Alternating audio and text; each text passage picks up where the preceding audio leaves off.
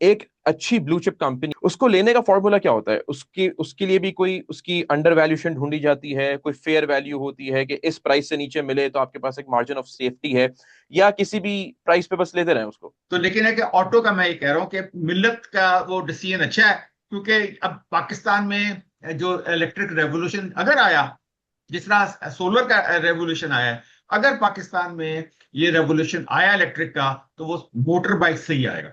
अभी भी अगर आजकल ये बात हो जाए कि पीस डील हो जाती है तो मार्केट आपकी सीधा यहाँ से, मतलब ये ब्रेकआउट देना, मार्केट ने सीधा 2 लाख की तरफ जाना है ना। बड़ी कंपनीज फॉर एग्जांपल आप कह रहे हैं उतनी एफिशिएंटली शायद काम ना करी हो, तो कुछ बड़ी कंपनीज अपने आईपीओस भी लेकर आ रही हैं, जैसे सर्विस लेकर आ रही है, सर्विस लॉन्ग मार्च। तो एज एन इन्वेस्टर, क्या आप ये आईपीओ भरेंगे? क्या लोगों को भरना चाहिए?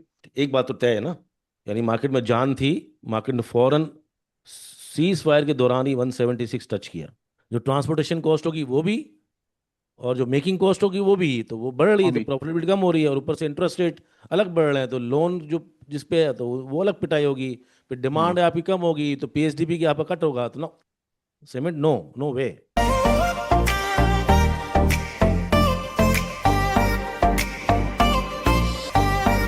अस्सलाम वालेकुम। Stock markets touched all time high, लेकिन यूएस की, पाकिस्तान की नहीं। जो मुल्क जंग में नहीं है उसकी मार्केट्स नहीं हिल रही, और जो जंग में है उसकी market all time high touch कर रही है। नॉट श्योर कि क्या हो रहा है। शो में ज्वाइन कर रहे हैं डॉक्टर साहब एंड सोहेल फारूक साहब। मैंने आप लोगों को लास्ट एपिसोड में कहा था कि मजेदार इंशाल्लाह एपिसोड होगा। एक गेस्ट है तो सोहेल भाई को वेलकम करते हैं, डॉक्टर साहब को भी वेलकम करते हैं। पहले जरा ओपनिंग डॉक्टर साहब से लेते हैं। डॉक्टर साहब, अमेरिका की मार्केट जो हालत जंग में है, उनकी मार्केट्स किन बेसिस पे ऑल टाइम हाई कर रही है, और हमारी मार्केट्स क्यों इतना प्रेशर ले रही है? उनकी तो मार्केट वो ट्वीट्स पे चल रही है, वो एक दिन पहले बता देता है कि भाई कल खरीदना है, और पर अगले दिन बता देता है बेच देना है। तो वो तो बिल्कुल ही और चक्कर में चल रही है। हमारी मार्केट्स भी ट्वीट्स पे ही चल रही है सर। ऑयल को देखते हैं स्पेकुलेट होता है ओवर द और वीकेंड। हमें क्या पता है कि उसने क्या ट्वीट करनी है। उनको भाई पता होता है कि कल क्या ट्वीट आनी है। वो इनसाइड ट्रेडिंग कर रहे हैं और अरबों खरबों डॉलर कमा रहे हैं। हमने तो पिछले 3 महीने से 1 रुपया नहीं कमाया, मैं आपको बता रहा हूँ। अच्छा, मैं ये यही चीज जरा सोहेल भाई से भी पूछता हूँ। सोहेल भाई, यही सवाल मेरा आपसे भी है कि हमारी मार्केट इतनी प्राइस सेंसिटिव हो गई है, इतनी सेंटिमेंटल हो गई है, और सारी फाइनेंशियल मार्केट्स इन्हीं बेसिस पे ऑपरेट करती हैं, यही ट्वीट्स, यही ऑयल हर मार्केट को इम्पैक्ट करता है, तो हम इतने सेंसिटिव क्यों हो गए हैं? हम गरीब लोग हैं, हमारा तेल हम मंगाते हैं तो हम, हमारे पास, हमारा तो सीधा सीधा है ना, हमारा तो ताल्लुक सिर्फ और सिर्फ क्रूड ऑयल से है ना। भाई आपका पूरी जो तेज़ी का जो पीरियड था उसके अंदर जो आपका क्रूड ऑयल था वो 60s के अंदर था ना। 60s की एवरेज के अंदर आपने 2 साल गुजार दिए ना। तो हाँ। ऑल ऑफ अ सडन वो चीज़ अगर 50-60% महंगी हो जाए ना, 65 का अगर आप 50% लगाएंगे तो तकरीबन आपका $30 बनता है ना। तो 95, तो 95 और 98, तो आपकी कोई चीज़ 50% बढ़ जाए, मतलब कि 300 वाली चीज़ 450 की हो गई ना, ऊपर से लेवी बढ़ जाए। तो हम तो पेट्रोल के मारे हैं। उनका क्या है, वो तो वेनेजुएला से भी पेट्रोल मंगा लेगा, और उसका तो ऑयल है वो अपना भी उसका उसके पास है। फिर वो बहुत बड़ी इकनॉमी है। वो किस तरह से चीज़ों को देखते हैं, हम किस तरह से चीज़ों को देखते हैं, अलग अलग फ़र्क है दोनों। एक बहुत ही गरीब मुल्क है और एक बहुत ही अमीर मुल्क है। अब बात ही अलग अलग है ना। तो हमारा तो, हमें वो अपना देखना चाहिए हम। उसको सुहेल भाई, उसको तो स्टेट ऑफ हॉर्मस से कोई फर्क नहीं पड़ा ना। वो तो अमेरिका को क्या फर्क पड़ता है, उधर तो तेल जाता ही नहीं है। हाँ ना, वो तो उन्होंने बोला था ना कि वेनेजुएला उन्होंने पहले ही इसलिए खोला था कि उसको हाँ, पता था कि वो जो है पहले वो। वो उसने उस पर कब्जा किया, हाँ। वेनेजुएला पे। वो तो अपना पूरा होमवर्क करके तो तब बैठा हुआ था, तो उसने कहा कि अच्छा ये फंसते भी हैं तो फंसे रहे। हाँ तो फिर वो, ठीक है। उसका तो, हमारा तो ताल्लुक बिल्कुल अलग है, उनका अलग है। ठीक है।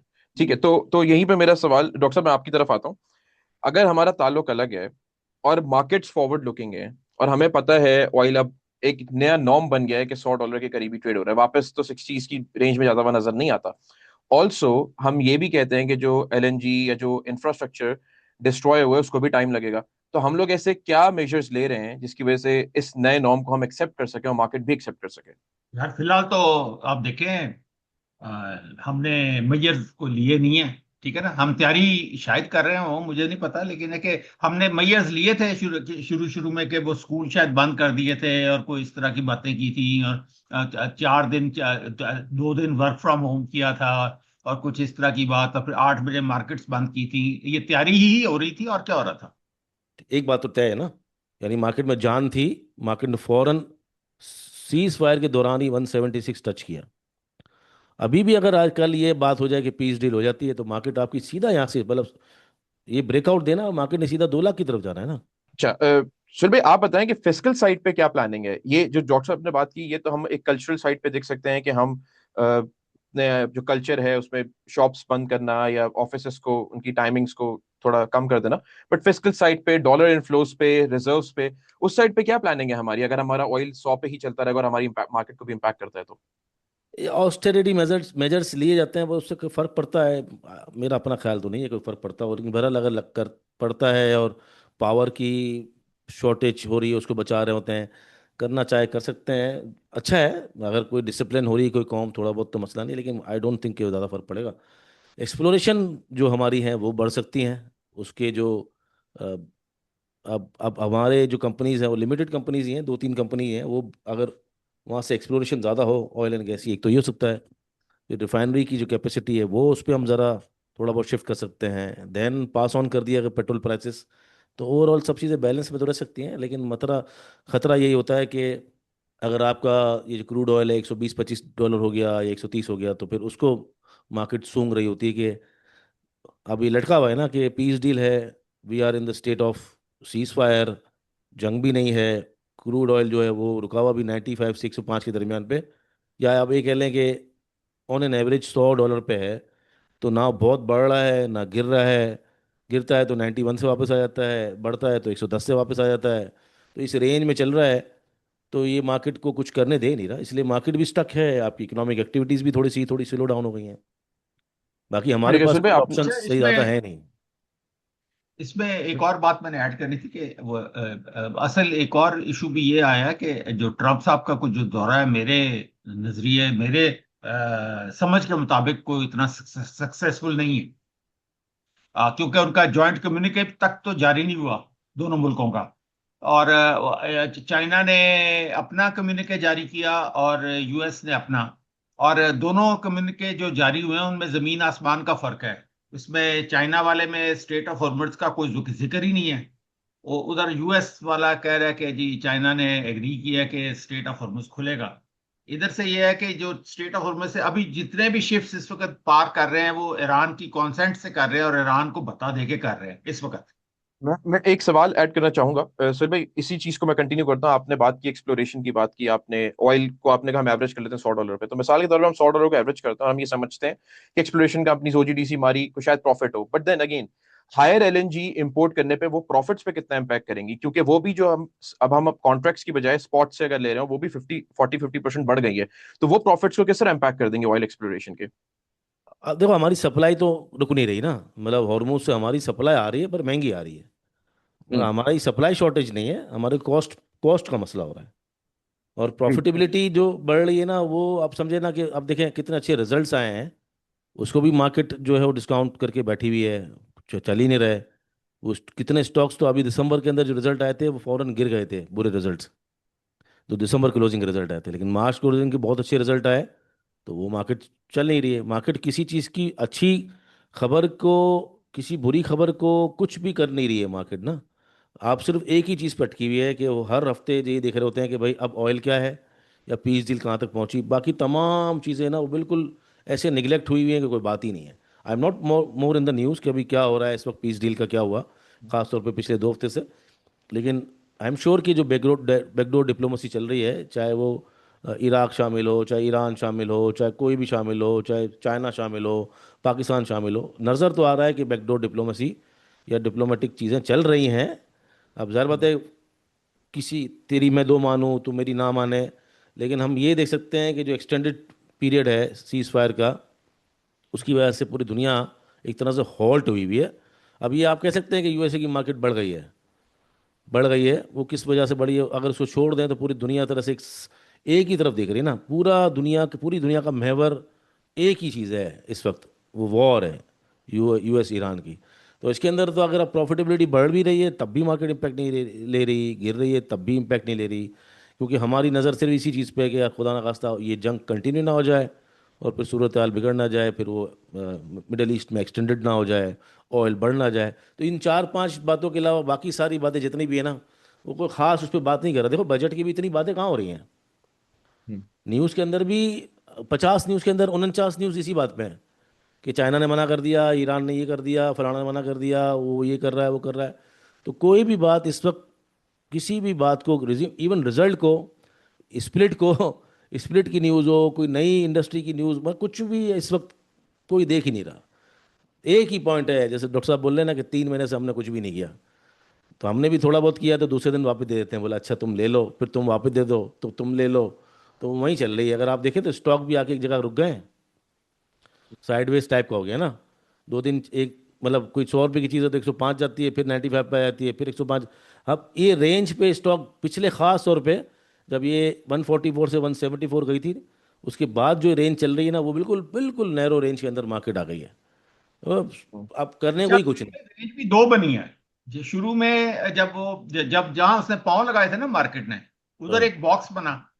हाँ उसके बाद वो बॉक्स ब्रेक हुआ, तो हमने कहा शायद मार्केट अब चल पड़ी है। हाँ उसके बाद आगे फिर वो बॉक्स के अंदर चली गई। हाँ और वो बजाय कि एक ही बॉक्स रहता चौड़ा, हाँ। अब वो ना वो वॉलेटाइल है ना उसके अंदर वॉलेटिलिटी है, उसमें बैंड भी बड़ा छोटा सा है। आप ये भी नहीं कर सकते। अब तो ये है कि स्वाय इसके कि वो जो सुबह खरीदता है और शाम को बेच देता है, वो वाला काम हो रहा वो भी इतना नहीं हो सक रहा, मुश्किल है क्योंकि देखो ना। हाँ। है। वो उसमें भी फंस रहे हैं। अच्छा एक चीज़ देखो, अगर आप अगर आप देखो तो 144 तो थोड़ी देर के लिए गई थी ना। 150 का एक बैंड जो था ना जहां पर मार्केट रुकी थी, वो काफी दिन वही तक एक था। बैंड बना था ना, एक था। एक 50 का जो बैंड था ना, वो काफी दिन तक बना था। वो 50 से जिस मार्केट ने मूव किया है ना, 158 क्रॉस 176 बड़ी स्पीड से गई है। तो वो एक रैली थी, वहां पर नया एंट्रेंस जो था वो भी, उसने बहुत सारा जिन्होंने पैसा लगाया लगाया लिक्विडिटी थी उस वक्त, उनको पैसा बचा। अब वो भी क्या कर रहे हैं, वो रोज थोड़ी थोड़ी कोशिश कर रहे हैं ऊपर नीचे, वो कमाया कमाया पैसा भी दे रहे हैं ना। यहाँ पर इतना चांस ही नहीं मिल रहा। अगर आप बेच के लेने जाते हैं तो कोई स्टॉक ऊपर निकल जाता है, कि लेके बेचने जाते हैं तो नीचे आ जाता है। तो इसलिए आपको वॉल्यूम श्रिंक होते हुए नजर आ रहे हैं, और कुछ है नहीं इस वक्त मार्केट में। हाँ ये है अलबत्ता है कि जहाँ बहुत ही खास न्यूज़ हो, इनसाइडर ट्रेडिंग हो, जैसे मैकपैक फिल्म है, खेरपुर शुगर है, या लॉन्ग मार्च, सर्विस लॉन्ग मार्च का आईपीओ आ रहा है तो सर्विस ग्लोबल बढ़ गया है। तो बहुत ही लिमिटेड स्टॉक है। अगर आप लकी हैं, आपके हाथ में वो स्टॉक आ गए तो ठीक है, अदरवाइज आप फ्रस्ट्रेट उड़ते रहेंगे। मैं ये कंपनीज पे भी आता हूँ, सेक्टर्स पे भी आता हूँ, थोड़ा और इनको खुल के डिस्कस करते हैं। डॉक्टर साहब आपने एक बात कही, मैं उसी से जोड़ता हूँ आप सवाल को भी। आपने कहा कि इस वक्त चाइना और यूएस का आपको ट्रिप इतना सक्सेसफुल नजर नहीं आता। एंड मैंने हमेशा ये बात की कि दो बड़ी इकोनॉमीज हैं, हमने लास्ट शो में भी बात की थी। तो पाकिस्तान तो वैसी बड़ी छोटी इकोनॉमी है, हम तो ये देखेंगे अगर हम कह रहे हैं ऑयल से हमें इम्पैक्ट पड़ता है। जैसे हम ऑयल को, एक $100 के ऑयल को हम कहते हैं it's the new norm. Index भी जब हम पीछे से तेजी देखते हैं तो हम ये नहीं कहते कि इंडेक्स हमारा 50 पे था, 60 पे था, अब हम कहते हैं 1.5 लाख, 1,40,000, 1,60,000। अब हम इसी बेंचमार्क को लेके चलते हैं।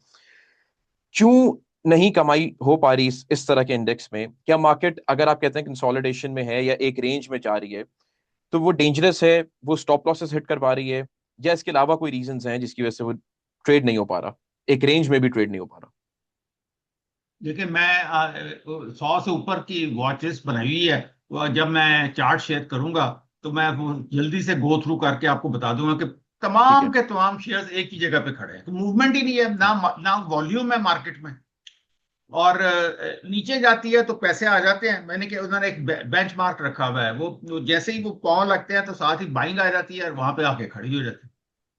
हम्म। वो 5,000 6,000 7,000 पॉइंट में मैं दोबारा बाइंग आ जाती है। कुछ सेलिंग हम्म। करने की कोशिश भी करता है तो वो वहां पे आके बाइंग आती है वहां पे उसी बस। लेकिन है कि वो वहां पे फिर बाइंग आके तो जो जो भी चेंज ऑफ हैंड भी हो रहा है ना, वो भी वहां पे खड़ा है और इंतजार कर रहा है अगली न्यूज का कि क्या बनना है। अच्छा, सुनील भाई मैं आपकी तरफ आता हूँ। आपने जैसे ये बात बोली ना कि हमारी इस वक्त मार्केट किसी भी चीज को, चाहे बजट हो, रिजल्ट्स हो, नहीं देख रही। जो रैली हमने इस वक्त एंजॉय की है 2 सालों में, 1.5 सालों में, जो रैली हुई है, वो ऑलरेडी फॉरवर्ड लुकिंग पे थी कि हमारी चीजें मैक्रो साइड पे और फिस्कल साइड पे बेहतर हो रही हैं। लेकिन अगर मार्केट ना बजट को देख रही है, ना फॉरवर्ड लुकिंग में किसी और चीज को देख रही है, तो फिर कैसे कह सकते हैं कि मार्केट इस वक्त चीप वैल्यूएशन पे मौजूद है? मार्केट ऑलरेडी जो चली है वो फॉरवर्ड लुकिंग के मैक्रोस पे चली, लेकिन अब फॉरवर्ड लुकिंग में कुछ इतना पॉजिटिव नहीं है। एंड हैविंग सेड दैट, हमारा ऑयल भी 100 पर है, हमारी फिस्कल पॉलिसीज का भी कुछ नहीं पता। कैसे कह सकते हैं मार्केट, किन क्राइटेरिया पे आप कह रहे हैं कि मार्केट सस्ती हो सकती है, मार्केट अंडर वैल्यूड है, चीप वैल्यूएशन पे मिल रही है और मार्केट यहाँ से रैली कर सकती है। देखो सबसे पहले तो ये देखो जंग हो रही थी ना अभी, और डॉलर, ये देखिएगा आप जरा गौर से कि 100, जो $100 है ऑयल का, वो पहले जंग के पहले दिनों में टच कर गया था, याद है? और मार्केट 144 चली गई थी या 150 चली गई थी, ये भी ठीक है। अब सिनारियो को चेंज थे नहीं हुआ सिवाय सीज फायर के। हॉर्मोज बंद है, इंफ्रास्ट्रक्चर तबाह हो चुका, तो मार्केट ने क्विकली रिकवर कर लिया और अपने उस लेवल पर आ गई 170s के। तो अभी भी मार्केट अपने बॉटम से, जो बॉटम मारा है उससे आज भी अगर हम बात करें तो कोई 20,000 बीस पॉइंट हजार ऊपर। 20-22 हज़ार ऊपर है, सही है। एक बात तो तय है ना, यानी मार्केट में जान थी, मार्केट ने फौरन सीज फायर के दौरान ही 176 टच किया। अभी भी अगर आज कल ये बात हो जाए कि पीस डील हो जाती है तो मार्केट आपकी सीधा यहाँ से, मतलब ये ब्रेकआउट देना, मार्केट ने सीधा 2 लाख की तरफ जाना है ना। तो अब आप कह रहे हो ना वैल्यूशन नहीं है, वैल्यूशन तो है, सेंटिमेंट नहीं है। देखो कभी भी कोई स्टॉक अच्छा, मार्केट में। बड़ी सुहेल भाई, बड़ी इंटरेस्टिंग बात है कि अगर आप ये सोचें, आप बात पीस डील की कर रहे हैं, हम्म तो पीस डील किस बात पे होनी है, मुझे बताएं। जाहिर बात है, वो यूएस की कुछ डिमांड, जो जो उनका गेम प्लान होता है, वो किसी तरह अगर समझ आ जाए कि भाई हाँ वो हो गया है उनको, जो जो उन्होंने सोचा हुआ था, जिस बुनियाद पर ये जंग हुई थी या जो भी चीज़ हो रही थी, उसमें बज़ाहिर आपको ईरान विक्टोरियस नज़र आता है, लेकिन नहीं, वो तो ठीक। हम कह रहे हैं ना, लेकिन वो अब जो सारी दुनिया ईरान की दिन रात मिन्नतें तरले कर रही है समेत चाइना के, कि भाई तू हार मान ले। हाँ सानू पता है कि तू जीत गया है, लेकिन फिर हाँ भी तू हार मान ले ताकि वो चुप कर जाए। हाँ, तो वही तो मैं अब बोल वो रहा हूँ ना रोई कि जा रहा है तो अमेरिका। अब अमेरिका क्या मकसद पूरा हुआ नहीं हुआ, या ड्रैग हो गई, जो उन्होंने सोचा हुआ था नहीं हुआ, वॉट एवर जो भी हुआ, ये जो जियो पॉलिटिकल सिचुएशन में तो हर चीज़ तो हम नहीं समझ सकते एटलीस्ट। हमारा जो कंसर्न यही है कि मार्केट जो बता रही है कि मार्केट बहुत ज़्यादा गिर भी नहीं रही है। आपका अगर बजट आने वाला है, पेट्रोल पास ऑन हो गया, यानी वो जो शुरू का जो कोई भी जंग या कोई भी ऐसे झगड़ा होता है ना, जो अर्ली रेस के लिए होता है, 4-5 दिन के लिए, 15 दिन के लिए, आप एक्सपेक्ट कर रहे होते हैं कि यार ये शुरू तो हुई है पर 1 महीने में ख़त्म हो जाएगी, तो उसका इम्पैक्ट ज़्यादा नहीं आएगा। लेकिन वो ड्रैग हो गई है, वो इम्पैक्ट नेगेटिव इम्पैक्ट दे रही है, इवन दो कि हमने पास ऑन कर दिया, और ये बात हो रही है कि 450 500 पेट्रोल अगले हफ्ते में शायद हो जाएगा, आने वाले 2 हफ्तों में। तो वो पास ऑन होगा, हो सकता है 50 बेसिस पॉइंट या 100 बेसिस पॉइंट इंटरेस्ट रेट बढ़े। इसके बावजूद मार्केट ने ठीक ठाक प्रेशर नहीं लिया है। मार्केट हर रोज जिसको एग्जिट इसी करना वजह हो से नहीं मौका लिया, दे। हाँ इसी मार्केट वजह से नहीं लिया मार्क कि हम पास ऑन करते जा रहे हैं हर चीज। अगर ये सब्सिडी दे रहे होते ना, तो मार्केट ने गिरना शुरू कर देना था। और प्रोएक्टिव भी है ना, कि इंटरेस्ट रेट भी हम्म। बढ़ा दिया, मतलब कि जो हाँ जी। एक्सपेंडरी बजट जो स्टाइल होता है आवाम का, उसको पे भी आपने एक्सीलेटर एक हटा दिया, पाँव ब्रेक दबा दिया है। तो दोनों चीज़ें मतलब बड़ी, अगर आप स्टेट बैंक की साइड देखें या गवर्नमेंट की साइड देखें, तो बड़ी बहुत अच्छा आपको खेल रहे हैं। हाँ प्रोएक्टिव चीज़ें नज़र आ रही हैं, मेजर्स हम्म। नज़र आ रहे हैं। फिर इसके बाद ये जो ऑस्टेरिटी मेजर्स है वो भी नज़र आ रहे हैं। तो आपकी मार्केट के अंदर फंडामेंटल्स इंटैक्ट हैं, टेक्निकल्स भी इंटैक्ट हैं, ऑनर कर रही है 200 मूविंग एवरेज को, इंडेक्स भी करता है, स्टॉक्स भी कर रहे हैं। लेकिन सिर्फ जो कमी है ना, वो सेंटीमेंट की कमी है इस वक्त। मैं और आप हम तीनों जो बैठे हुए हैं, सिर्फ हम तीनों का डिफरेंस ऑफ ओपिनियन होगा इस वक्त मार्केट को लेके। पहले अगर आप बुल रन की बात करें, 120 से चली थी तो मैं भी तेजी में था, आप भी तेजी में था, डॉक्टर साहब भी तेजी में थे। तो तीन सेंटीमेंट कहते हैं इसको, बुलिश सेंटीमेंट। इस वक्त जो है बेरिश सेंटीमेंट भी नहीं है, कंफ्यूज किस्म का सेंटीमेंट है ना, तभी इसलिए मार्केट फंसी हुई है। इसलिए नीचे से अचानक से अगर मार्केट शार्प डिप जाती है तो बाहर भी आ जाते हैं। इसी तरह मार्केट जब ऊपर जाती है तो प्रॉपर टिपिकल फ्रस्ट्रेटिंग साइडवेज है। अगर एक भी नेगेटिव न्यूज़ यहाँ से आती है जो बड़ी सीरियस किस्म की होगी, तो मार्केट अपना सपोर्ट तोड़ देगी, जो कि स्ट्रक्चर अभी तक बना हुआ है, एक 60 का, एक 62 का। और अगर एक पॉजिटिव न्यूज़ आती है तो 70 के ऊपर खड़ी चली चली जाएगी। तो यही 2 ही पॉइंट के अंदर मार्केट स्टक है, कि कोई आप कहते हो ना डिसाइसिव मोमेंट नहीं है आपके लिए, कि मैं इस वक्त स्टॉक लेके बैठूं। तो छोटी ट्रेड करते हैं लोग, करके निकल जाते हैं। तो ये है, और आप देखो ना वैल्यूशन तो मौजूद है, इसलिए मार्केट फौरन ऊपर भी आई। और इवन दो के जंग थी, हमने पास ऑन किया, कितने स्टॉक्स अपने बॉटम से 30% रिकवर करके खड़े हो गए हैं ऊपर। डॉक्टर साहब, मैं इसी सवाल को आगे कंटिन्यू करता हूँ। आप लोगों ने कहा कि प्रोएक्टिव मेजर्स लिए जा रहे हैं, ऑयल आपका पास ऑन हो रहा है, एंड देन इन्फ्लेशन के नंबर्स भी बढ़ रहे हैं। इन्फ्लेशन की वजह से आपके मॉनेटरी पॉलिसी, पहले हमने देखा 100 बेसिस पॉइंट, आगे भी एंटिसिपेट, जैसे सोहेल भाई ने बोला, कि बढ़ सकते हैं। तो हम ये मानते हैं कि इंटरेस्ट रेट बढ़ चुके हैं और आगे बढ़ने के चांसेस हैं। डॉलर रिजर्व आपका वही 17 बिलियन पे मेंटेन हो रहे हैं। ओवरऑल दुनिया में अगर हम 10 साल का डेटा देखें तो डॉलर का जो एक्सपोजर है, इंटरनेशनल सेंट्रल बैंक जो है वो 60% से अपना एक्सपोजर 40% पे ले आए हैं, बजाहिर डी डॉलराइजेशन जिसे आप कह सकते हैं। आपके रिजर्व डॉलर में, आपके मैक्रोस तो कहीं से भी फंडामेंटली इंटैक्ट नहीं है, तो वैल्यूएशंस किस हिसाब से है? सिर्फ रिजल्ट तो सफिशिएंट नहीं, क्योंकि वो आपकी कंपनीज की अर्निंग्स को हिट करेंगे, कॉर्पोरेट टैक्स आप पे बहुत ज्यादा है। हाउ डू यू से कि फंडामेंटल्स इंटैक्ट हैं जब हर चीज पास ऑन हो रही है और ऑलरेडी इंडिकेशन मिल रही है इंटरेस्ट रेट बढ़ने की, ऑयल आपका ऊपर है, पैसे आपके पास नहीं है, डॉलर्स आपके पास नहीं है, कॉर्पोरेट टैक्सेस आपके बहुत ज्यादा हैं। How do you see that?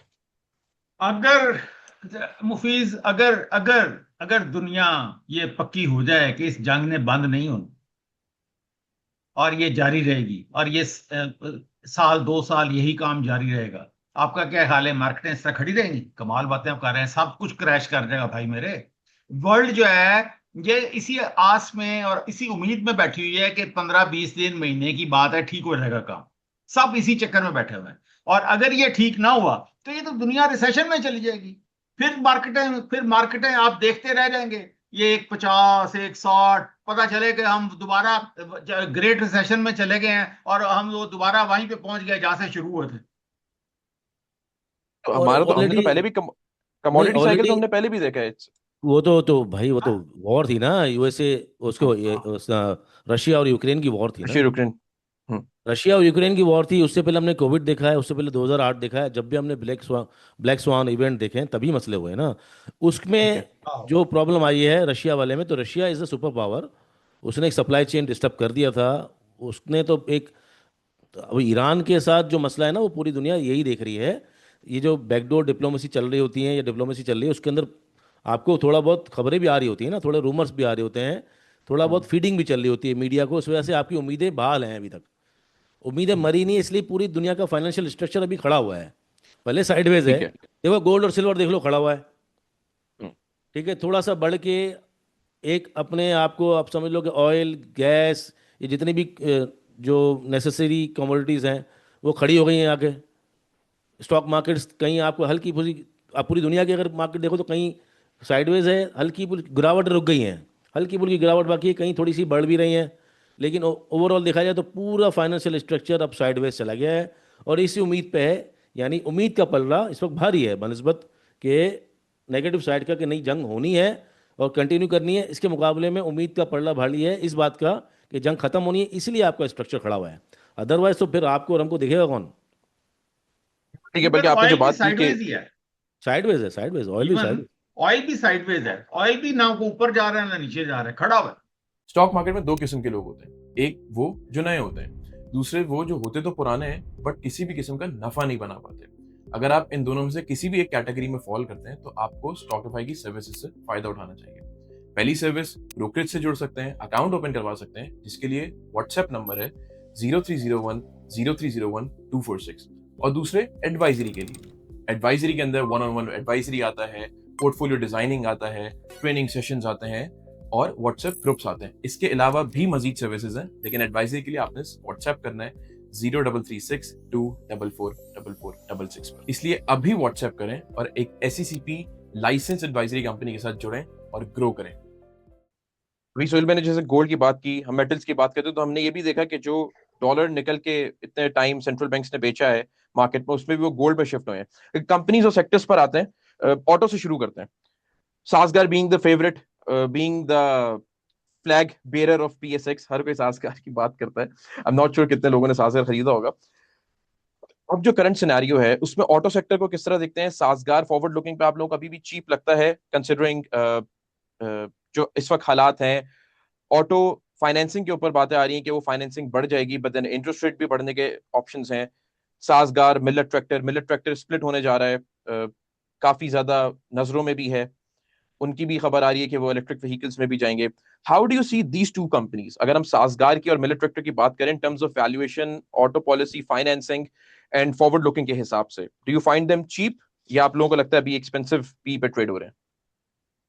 और सब, जी जी डॉक्टर साहब। यार इसमें इस तरह है कि देखें, मैं यही देख रहा था कि ये जो सेल्स के जो नंबर आ रहे हैं ना सासगार के, ये अगर तो ये इसी तरह ही रहते हैं और ये पक्का होता है कि जी ये 2,000 2,500 ये व्हीकल जो है हर महीने बेची जाएंगे, और कमाल कर जाएंगे, तो फिर तो अभी मार्केट इसको प्राइस इन कर चुकी होती है और ये 3,000 से ऊपर को निकल चुका होता।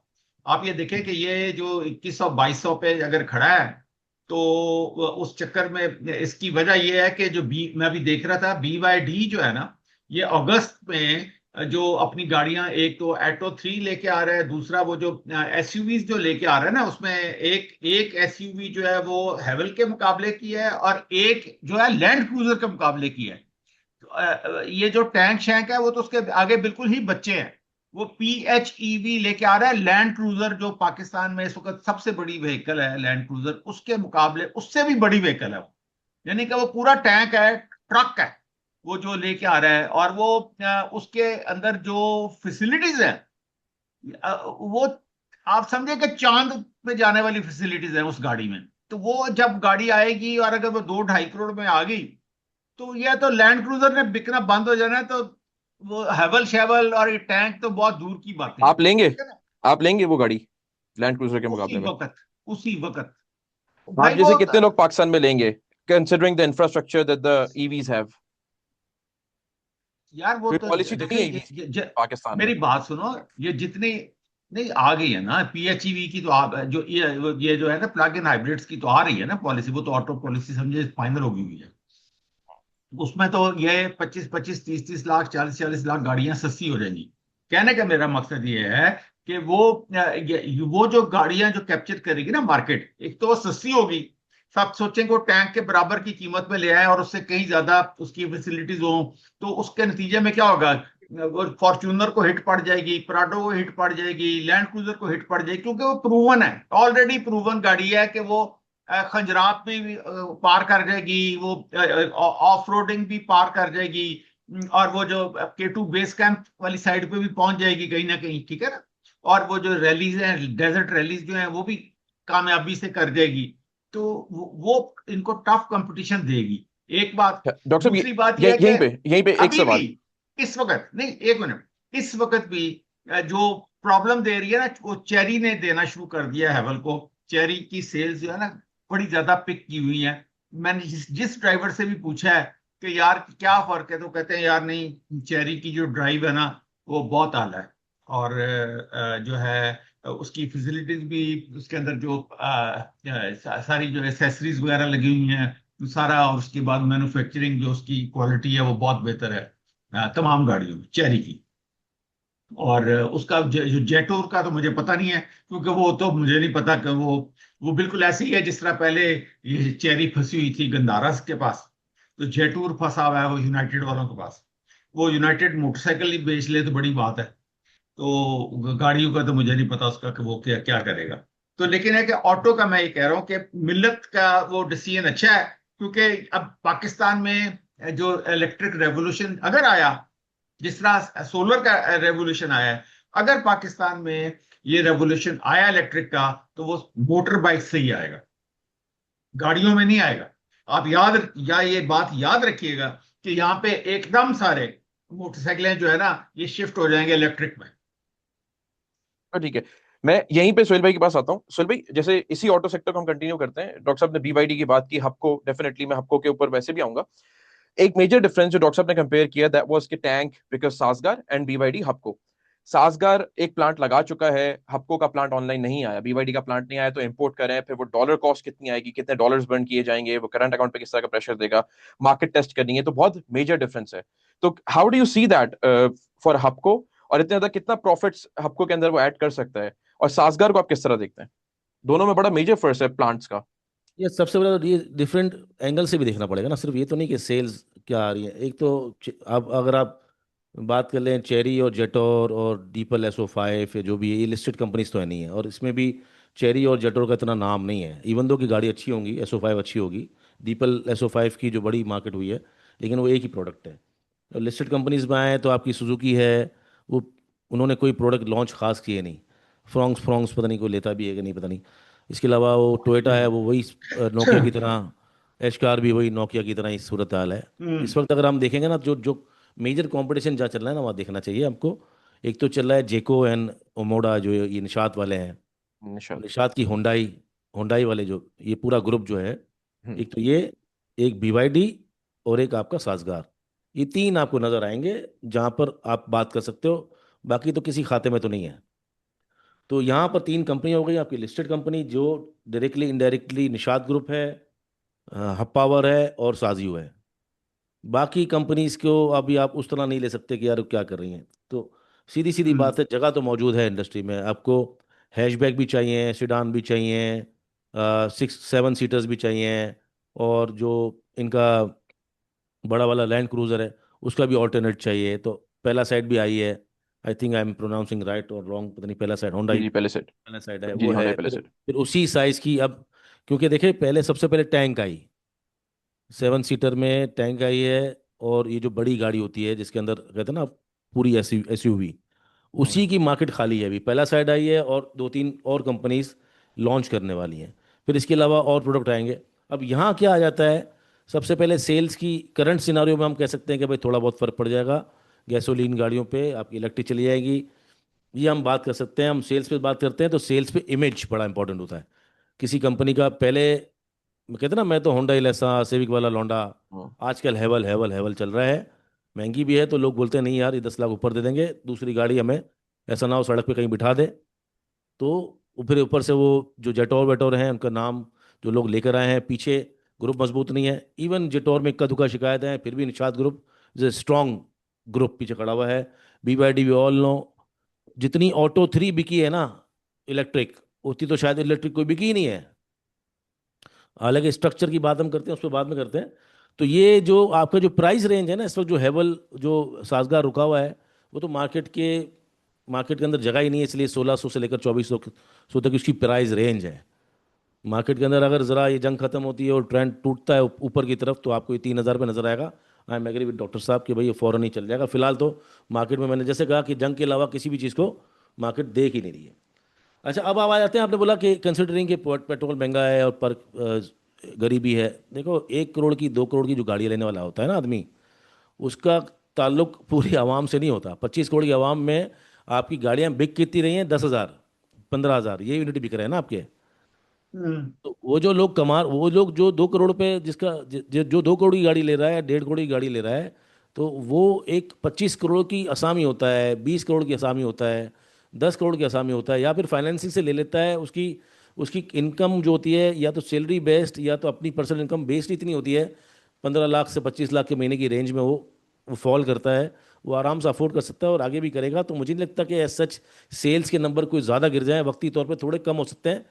अगर जंग खत्म होती है या पीस डील हो जाती है, तो हम देखते हैं ये दोबारा ही ग्रो कर जाएंगे, जिसके अंदर मार्केटिंग बड़ा इंपॉर्टेंट रोल प्ले करती है। पहले नहीं होती थी, अब आपको सोशल मीडिया इन्फ्लुएंसर्स नज़र आ रहे हैं। फिर फाइनेंसिंग बड़ा इंपॉर्टेंट रोल प्ले करती है, जिसके अंदर लोग गाड़ियां बेच रहे हैं।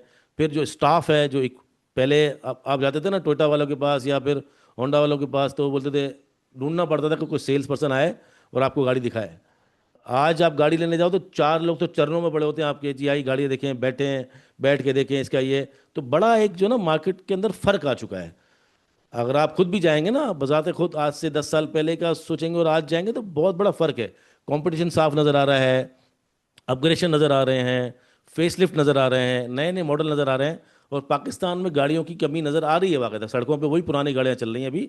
अगर आप पूरी दुनिया में जाके देखते हैं ना कहीं भी, वो मुल्क भी जो कि जिनकी करेंसी इतनी मजबूत नहीं है, तो आपको हर जगह पे पूरी लोडेड गाड़ियां नजर आएंगी और ऐसी ऐसी गाड़ियां नजर आएंगी कि आपका दिमाग खराब हो जाएगा। तो गाड़ियों की जगह तो है, अभी भी नए इंट्रेंट्स आ सकते हैं।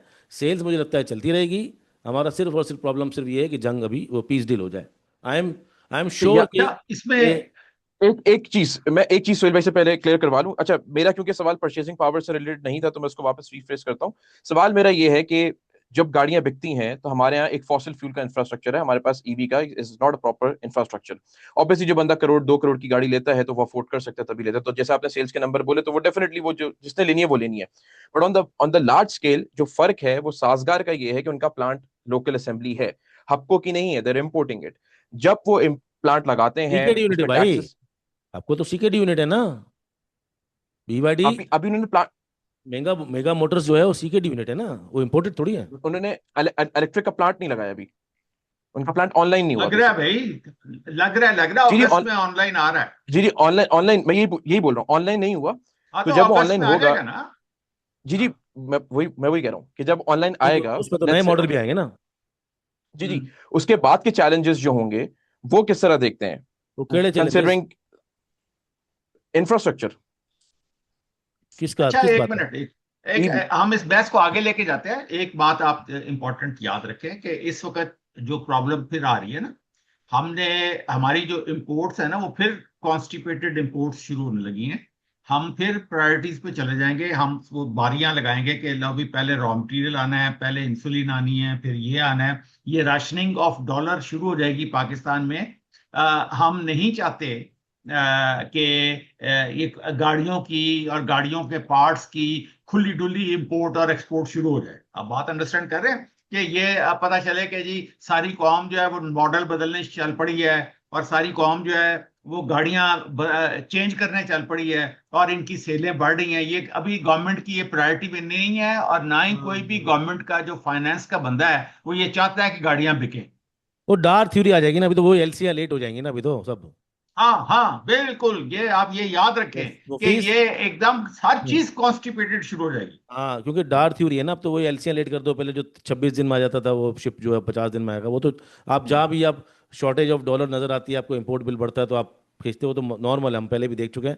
जहाँ तक आप इंफ्रास्ट्रक्चर की बात कर रहे हो ना, देखो अभी क्या चल रहा है, जो इलेक्ट्रिक गाड़ी ले रहे हैं ना, ये देखो सिंगल वायर है ये सिंगल फेस पे चार्ज हो जाती है। और हर आदमी, मेरे पास है, ठीक है, तो मैंने एक सिंगल फेस की तार खींची है, उन्होंने प्रोवाइड किया है। मेरे पास मसला नहीं, जहाँ पर पार्किंग अवेलेबल है, जहाँ पर स्ट्रक्चर है वो लोग ले रहे हैं, जिनके पास अवेलेबल नहीं है वो नहीं ले रहे हैं। तो इसकी उसकी खपत तो पहले पूरी है। अभी आपकी पूरी पाकिस्तान के अंदर जहाँ जहाँ लाहौर में, कराची में, इस्लामाबाद में, जहाँ पर ऑलरेडी स्ट्रक्चर अवेलेबल है, जिनके लोगों के पास खुद के पास चार्जिंग का पोर्ट है, वो लगा रहे हैं, डेट्स इट। और मैं खुद देख रहा होता हूँ हमारी सोसाइटी के अंदर, वही जो है वो चार्ज चार्ज पे जो है वो गाड़ियाँ लगी हुई होती हैं, जैसे चाइना में मोटरसाइकिल नहीं, लगी जो होती है। बीवाईडी का मैं पढ़ रहा था, बीवाईडी का जो मैं पढ़ रहा था कि जो इसकी इनकी जो इलेक्ट्रिकल जो गाड़ियां हैं ना, वो ये है कि उनको अगर फर्ज किया कि आपके पास ये इलेक्ट्रिसिटी नहीं है और चार्ज नहीं कर सकते, तो वो इंजन भी इससे भी चार्ज होना शुरू हो जाती है। वो रीफ रीफ, जी जी, उसको, रीफ वाली भी आ गई हाँ, है। रीफ टेक्नोलॉजी इसको जो कहते हैं। तो वो बीवाईडी उस चक्कर में बहुत आगे है दुनिया में, इसी वजह से वो टेस्ला से भी ज्यादा उसकी सेल्स है। आप ये अंदाजा करो ना यहीं कि पे। इलेक्ट्रिक बाइक कितनी बिक रही हैं, ये जो ईवी बाइक्स हम्म। हैं वो इतनी बिक रही हैं यार। स्ट्रक्चर तो लोग जुगाड़ करके बना ही लेते हैं थोड़ा बहुत, सही और है, थोड़ा बहुत बन भी रहा है, कुछ पंप्स भी लग भी रहे हैं, कहीं कहीं सही है। स्टेशन पे भले दूर से हाँ, ही लग भी रहे नजर हैं। आता है, और थोड़ा सोलर बहुत तो नजर देखे, आता कोई है, सोच बिल्कुल। भी नहीं सकता था कि सोलर लगेगा दुनिया में। जो पाकिस्तान ने दुनिया में सोलर का एक मिरेकल कर दिया। जितना सोलर पाकिस्तान में लगा, दुनिया में कभी किसी मुल्क में लगा ही नहीं। हाँ, और ऑन एन एवरेज तकरीबन 12 से 15 अरब डॉलर की पाकिस्तान ने बचत की है। हम्म। बिल्कुल ठीक है, क्योंकि अब बीवाईडी की बात हो रही है तो हम हबको की ही बात कर लेते हैं। वापस आते हैं ना, पाकिस्तान आपका जो सवाल था ना उस पर, कि बात कर रहे थे स्ट्रक्चर की और उसकी, कि तो अभी तो जो गाड़ियां बिक रही है ना, वो कैपेसिटी अगर उनकी पूरी हो जाए और लोग वो बायर ख़त्म हो जाए सारे, बिल्डिंग वाले और बड़े बड़े प्लाजा वाले, देन हम देख सकते हैं। अभी तो खपत है। सही है, बिल्कुल ठीक है। अब सवाल एक ये है कि Hubco, apart from BYD, let's say हम ये मानते हैं कि बीवाईडी की सेल्स अच्छी आएंगी, इंटैक्ट रहेगी, इसके अलावा हबको के लिए क्या क्या चीजें इंपॉर्टेंट होंगी, being the top company in power sector? कुछ उसकी सब्सिडीज आईपीपीज में थी, हैं, व्हाट एल्स? वो अपने आपका वो इंफ्रास्ट्रक्चर अपना बढ़ा रहे हैं, वो डिफरेंट डाइवर्सिफिकेशन में जा रहे हैं, but moving forward, apart from BYD, क्या ऐसी चीजें हैं जो हबको को एक ब्लू चिप कंपनी मेंटेन रख सकते हैं? एक तो जो उन्होंने पीएसओ के साथ मिलके जो पूरा इलेक्ट्रिकल जो हर पाकिस्तान में स्ट्रक्चर बनाने लगे हैं, तो they will be the leaders. कोई किसी और कंपनी में ना इतने तपड़ हैं, ना उनके पास इतने फाइनेंसेस अवेलेबल हैं कि वो इस तरह इतना बड़ा वेंचर करें। और वो पीएसओ के साथ उनका बहुत सक्सेसफुल, क्योंकि पीएसओ के पंप्स भी पाकिस्तान में सबसे ज्यादा हैं। और उसके साथ अगर हर जगह पे ये 8 8 10 10 स्टेशन लगा दिए इन्होंने, तो उससे भी इनकी बहुत ज्यादा कमाई हो जाएगी। कि जो पूरे पाकिस्तान में जो भी इलेक्ट्रिकल व्हीकल्स का जो रेवोल्यूशन आ रहा होगा, तो साफ जाहिर है ये जहां पे भी लोग उन चार्ज करेंगे इनकी अपनी गाड़ियां, तो इनको प्रॉफिट होगा ना, ये अपने उसमें पैसे लेंगे ये सर्विस प्रोवाइड करने के। तो एक ये उनका यानी कि कमाने का तरीका होगा। फिर ऊपर से एक गाड़ियां बेच रहे होंगे, फिर ऊपर से ये जो ये क्या कहते हैं, ये जो है बिजली बना रहे हैं। और जो चाइनीज कंपनियों के साथ इनकी पार्टनरशिप है, अभी तो वही 8 10 साल 15 साल चलने हैं अभी इनके मुआहदे। तो इसके तो देखे ना, ये तो इसके जो ईपीएस है ये तो बढ़ता ही जाएगा आहिस्ता आहिस्ता आहिस्ता आहिस्ता। ये तो मतलब है कि ब्लू चिप कंपनी तो ये रहेगी ना। ऊपर से इनकी जो मैनेजमेंट है वो इतनी प्रोग्रेसिव है कि वो सारा वक्त आगे से आगे से आगे चलती जा रही है, नई से नई चीजें, नई से नई इन्वेस्टमेंट्स वो अंदर करते जाएंगे, नया से नया बिजनेस करते जाएंगे। अभी वो सुनने में आया था कि ये अभी ये लोग भी कम्युनिकेशन टावर्स के अंदर चले जाएंगे, हबको वाले, आइंदा, जो इनका जो जाहिर बात है, वो तो अब आपकी जो पावर है, अब तो वो कॉन्ग्लोमेरेट ही जी, बन गई है ना, वो तो उस तरह तो पावर कंपनी हाँ वो रही जी, भी नहीं है। उसके बाद डिविडेंड बिल्कुल। इनकम आ रही है, वो बिजनेस के हाँ, नए कोई कहता है आइडिया। माइनिंग में भी जाएंगे, ठीक है ना, हाँ। मतलब अब ये मार्केट में यही करते हैं, उड़ती फिरती हैं कि माइनिंग में भी जाएंगे, च- ये टावर वगैरह भी ले लेंगे कम्युनिकेशन, फिर ये इस तरह कर लेंगे। तो इनके पास तो काफी पैसे भी हैं और इनके मैनेजमेंट भी अच्छी है और प्रोग्रेसिव मैनेजमेंट है। और दूसरा, ये तो ब्लू ठीक चिप है। कंपनियों में हमने ये देखा है कि जो ना ब्लू चिप बड़ी स्टेबल कंपनी होती है ना, वो बिजनेस को एक्सप्लोर कर ही रहती है नए नए। आप देखो ना, मिलर हम्म। ट्रैक्टर ने इवेंचुअली अब ईवी के अंदर आई गया ना, वो बाइक्स के अंदर। अगर रूमर उड़ी, फिर कंफर्मेशन आई, पता नहीं, आई डोंट नो कंफर्म हुआ कि नहीं हुआ। फिर उसके बाद इसका इसी तरह ये जो हो गया। BYD है, अब जी। इतना बड़ा मार्केट शेयर है PSO के पास। उन्होंने उनके साथ स्ट्रक्चर बनाना है, फिर प्रोडक्शन जो है अपनी वो बढ़ानी है 2028 तक। गाड़ियों की प्रोडक्शन अलग है, ईवी का स्ट्रक्चर अलग है। फिर इसके बाद उनके पास डिविडेंड आता है कंपनीज का, जो एसोसिएटेड कंपनीज वगैरह हैं या जहाँ उन्होंने इन्वेस्टमेंट की हुई है, और मजीद एक्सप्लोर कर रही हैं चीज कंपनी। तो आपकी ब्लू चिप कंपनी सिर्फ एक जगह पे नहीं रहती, सबसे बड़ा फायदा उसका ये होता है ना, वो डाइवर्सिफाइड होती है। तो ठीक है, अभी फिलहाल रिसर्च हाउस की रिपोर्ट के मुताबिक उसकी वैल्यूएशन आ रही है 190। मेजॉरिटी जो बड़े बड़े। वैसे भी एक बात और मैं आपको बता दूं कि जब तक पाकिस्तान का जो जीडीपी है ये 2-3% रहेगा तो कंपनियां को इतनी ज्यादा भी एकदम कोई वहां पे एकदम मिरेकल्स नहीं होंगे। पहली तो बात है कि पाकिस्तान तरक्की करना शुरू करे, पाकिस्तान का जीडीपी बढ़ना शुरू करे, पाकिस्तान अपनी आबादी में कंट्रोल कंट्रोल करे, और उसमें जो जो भी इसने रिफॉर्म्स करनी है वो करे। अभी तो आपसे ये सोचें कि वो 30 लाख का कैप नहीं खत्म कर रहे। वो सारी कंपनियां लगातार कह रही हैं कि बैंकों को 30 लाख का कैप खत्म करे ताकि लीजिंग कर सकें। अब उसका उन्होंने तरीका ये निकाला तो है कि वो जितने उनके जो शोरूम वाले, अब जितने भी ये लेते हैं ना सर्विस डीलरशिप जो भी लेते हैं इन गाड़ियों की, वो ऐसी ऐसी पार्टियां ढूंढ रहे हैं कि जो कि मकामी तौर पे अपनी लीजिंग करे, यानी कि वो अमीर लोगों बहुत टका के, और वो लोगों को कर्जे पे गाड़ियां देनी शुरू कर दें, 3-3 साल की, 4-4 साल की, जो कि, और वो वही है, 20% जमा कराएं, ये 10% जमा कराएं, बाकी आप ले जाएं, और गाड़ियां इस तरीके से बहुत जल्दी पाकिस्तान में अब ये वाला काम शुरू हो जाएगा। लेकिन मसला ये है कि गवर्नमेंट इनको भी इंकरेज नहीं कर रही कि आप ये काम करें, क्योंकि मसला तो इंपोर्ट पे फंसा हुआ है ना, कि पाकिस्तान का डॉलर होंगे तो इंपोर्ट करेगा। इम्पोर्ट, हाँ, ये इम्पोर्ट। क्योंकि ये जो गाड़ियां हैं ये तो लग्जरी में है, तो ये अगर डॉलर आपने इसी तरह उड़ा देना है नए मॉडलों की गाड़ियां ला ला के, तो पाकिस्तान डॉलर कहां से संभालेगा? आई हमारे थिंक पास तो फाइनेंसिंग लग्जरी फाइनेंसिंग की तो न्यूज़ आई थी ना कुछ, उसमें चेंज हुआ था ना अभी, बात हो रही थी ना उसकी, वो बढ़ा रहे हैं कुछ कुछ कुछ। जी, कम कुछ कुछ करके बात सेट आ रही कर, है कि 10 लाख कर रहे हैं उसको। ऑटो फाइनेंसिंग की नहीं बात करें आप? 30 लाख का हाँ, कैप नहीं खत्म कर रहे। नहीं कर रहे हैं, अच्छा अच्छा अच्छा कुछ। नहीं नहीं नहीं, अच्छा। 30 लाख का कैप नहीं खत्म कर रहे, ये तो कंफर्म बात है। अच्छा। हम्म। अच्छा जी, डॉक्टर साहब ने बोला गाड़ियां लग्जरी, तो लग्जरी से मूव करते हैं नेसेसिटीज पे। सीमेंट पे चलते हैं जरा। क्या सीमेंट जो स्टॉक्स हैं वो अपनी बुक वैल्यू से नीचे ट्रेड कर रहे हैं क्या? सीमेंट स्टॉक्स को देख के ऐसा लगता है कि they are a good buy, या अभी डिमांड हिकअप्स की वजह से आपको लगता है कि अभी रुकना चाहिए? How do you see cement sector, और टॉप पिक्स कौन सी ओ होंगी और भाई, क्यों होंगी? फर्नेस ऑयल बढ़ रहा है, कोयला बढ़ रहा है, डिमांड कम हो कोयला रही। 110 डॉलर से बिल्कुल। ऊपर को निकल गया है कोयला। कोयला 115 हो गया है, क्रूड ऑयल बढ़ रहा है, यहाँ पर ट्रांसपोर्टेशन बढ़ रही है तो यहाँ महंगा बढ़ रही है, तो कॉस्ट ट्रांसपोर्ट जो ट्रांसपोर्टेशन कॉस्ट होगी वो भी, और जो मेकिंग कॉस्ट होगी वो भी, तो वो बढ़ रही वो है, तो भी। प्रॉफिटेबिलिटी कम हो रही है, और ऊपर से इंटरेस्ट रेट अलग बढ़ रहे हैं, तो लोन जो जिस पे है तो वो अलग पिटाई होगी। फिर हम्म। डिमांड है आपकी कम होगी, तो PSDP की आपका कट होगा, तो no cement, no, no way. Cement no.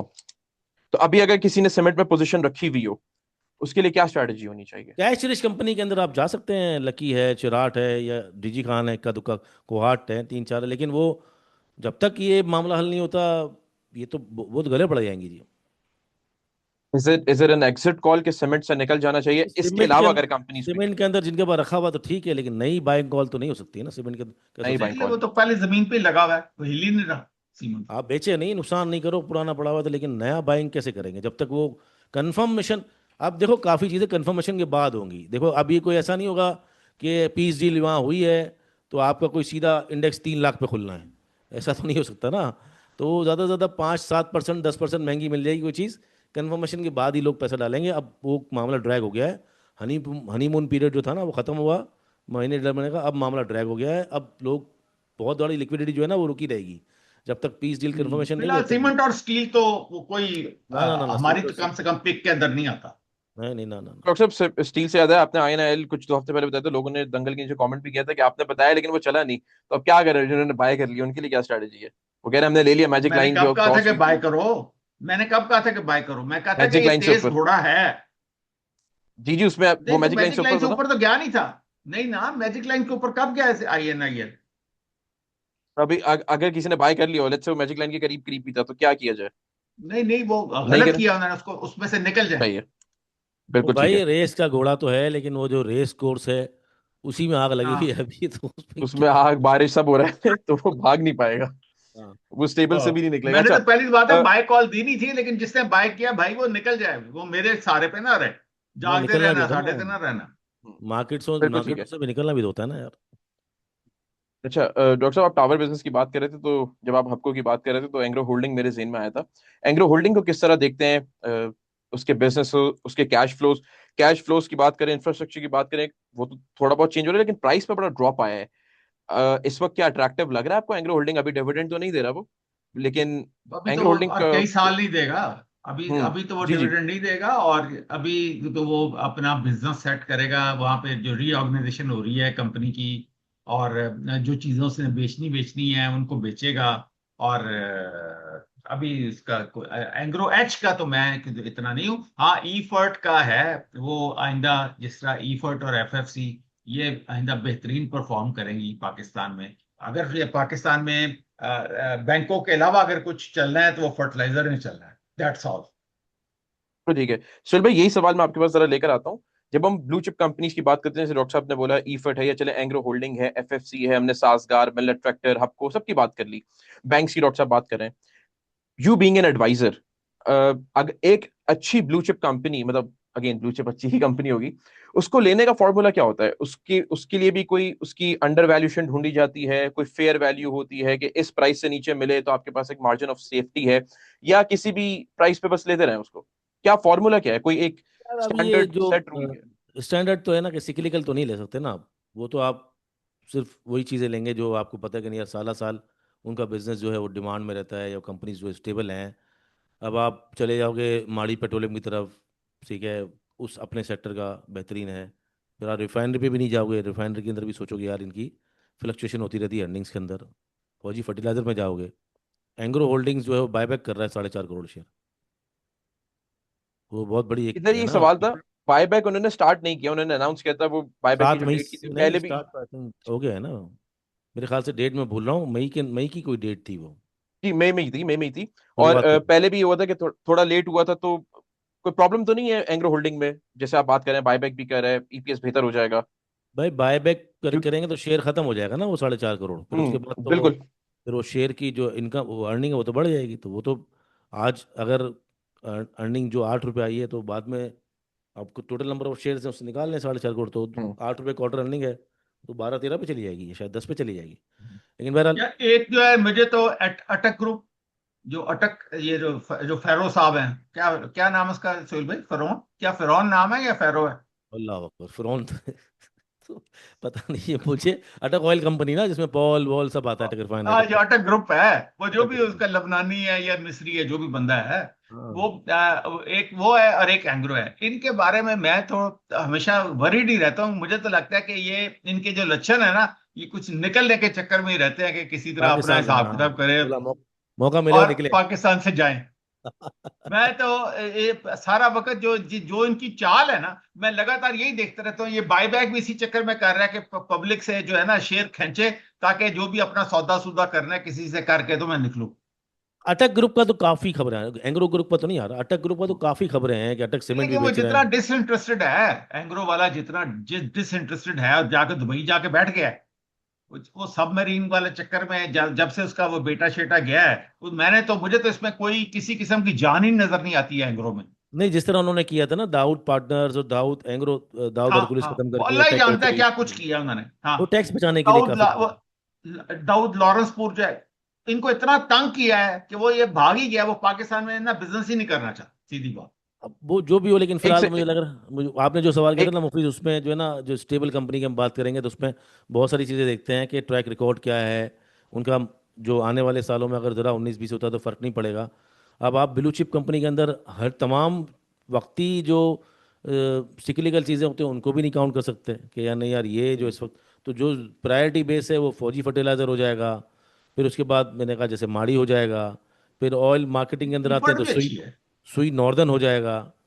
Yes, Fatima fertiliser और ईफर्ट हो जाएगा, लेकिन एफएफसी सबसे टॉप पे ही रहेगा हमेशा।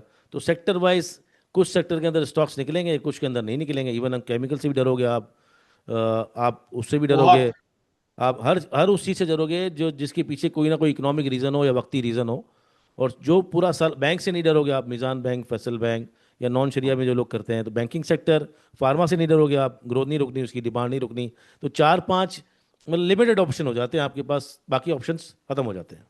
सुहेल भाई, फार्मा में मुझे प्रॉब्लम जो नजर आ रही है ना, क्योंकि वो गवर्नमेंट कंट्रोल जो प्राइसेस हैं, और ये इन्होंने चूंकि आपको पता ही है कि पब्लिक के सख्त अंडर प्रेशर रहती है गवर्नमेंट जो है, कि महंगाई हो रही है, महंगाई हो रही है। तो पेट्रोल शेट्रोल के चक्कर में वो खड़काई जा रहे हैं, लेवी शेवी लगा के। तो ये तो रोजाना जो मालकान है पीपीएमए के और मैन्युफैक्चरिंग जो एसोसिएशन है, इनके मालकान इस्लामाबाद में बैठे रहते हैं और सारा वक्त हेल्थ डिपार्टमेंट में बैठे रहते हैं और उनसे मिन्नत तरला कर रहे हैं हमें प्राइस बढ़ाने की इजाजत दें, क्योंकि गवर्नमेंट सारी दुनिया में ये जो लॉजिस्टिक्स की प्रॉब्लम आ गई है, और वो जो एक्टिव फार्मास्यूटिकल जो इंग्रेडिएंट्स हैं वो इतने महंगे हो गए हैं, और उनका इंपोर्ट करना, लाना ले जाना इतना मसला पड़ चुका है कि वो समझ ही नहीं आ रही क्या करना है, और वो आगे भी महंगे होते जाएंगे। तो उस चक्कर में फार्मा में जो है ना, मार्जिन जो है ना शदीद श्रिंक करते जाएंगे। और इस वजह से इसके अंदर भी बहुत ध्यान से इसको नजर रखते हुए इसके अंदर काम करना चाहिए, फार्मा के अंदर। देखिए, रेगुलेशन की बात जहाँ होती है ना, तो उसमें एक बात मैं आपको बताऊं कि सबसे पहले तो हमारा स्टेट बैंक जो है वो खुद मुख्तार हुआ ना, उसके बाद से काफ़ी चीज़ें क्रिस्टल क्लियर हैं कि आज नहीं तो कल, स्टेप बाय स्टेप। अब आपको पता है कि शुगर की डी रेगुलेशन की बातें चल ही रही हैं, उसकी वजह से ऑलरेडी जो है ना शुगर सेक्टर बढ़ चुका है। फिर फार्मा में ड्रैप क्या है, ड्रैप ने जो नॉन असेंशियल्स थे उसको डीरेगुलेट कर दिया, तो उसके बाद से आपको पता है 2025 जो है फार्मा का हाईएस्ट एवर गया है, जिसके अंदर 35% ग्रोथ आई है फार्मा सेक्टर में। अब आपका जो ओगरा है वो भी आए दिन 2-4 दिन बाद डीरेगुलेशन की बात होती है कि जो है प्राइस को खुद जो है वो निकालें, उसके अंदर कंपटीशन बढ़े, न्यू एंट्रेंस आए। तो डी रेगुलेशन का सिलसिला चलेगा तो सही, क्योंकि हम ज़रा थोड़ा बहुत उस पर ज़रा सियासत कर लेते हैं, तो आहिस्ता आहिस्ता जाएगा, लेकिन मुझे लगता है कि बेहतरी होगी। डी रेगुलेशन ड्रैप में जो रेगुलेटेड, ड्रैप में जो एसेंशियल ड्रग्स है ना, उस पर तो पड्डा चलता रहेगा कि हमें इजाज़त दे दो, इजाज़त दे दो। लेकिन जो नॉन एसेंशियल है उसमें बहुत पैसा छाप रहे हैं और वहाँ जा भी रहे हैं, वो नए नए प्रोडक्ट्स वहाँ लेकर भी आ रहे हैं।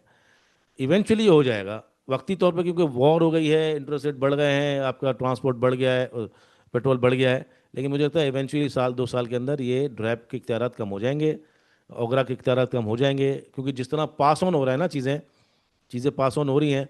और जो हुकूमत है वो अपने पल्ले पे कुछ नहीं बांध रही और आहिस्ता आहिस्ता कर रही है।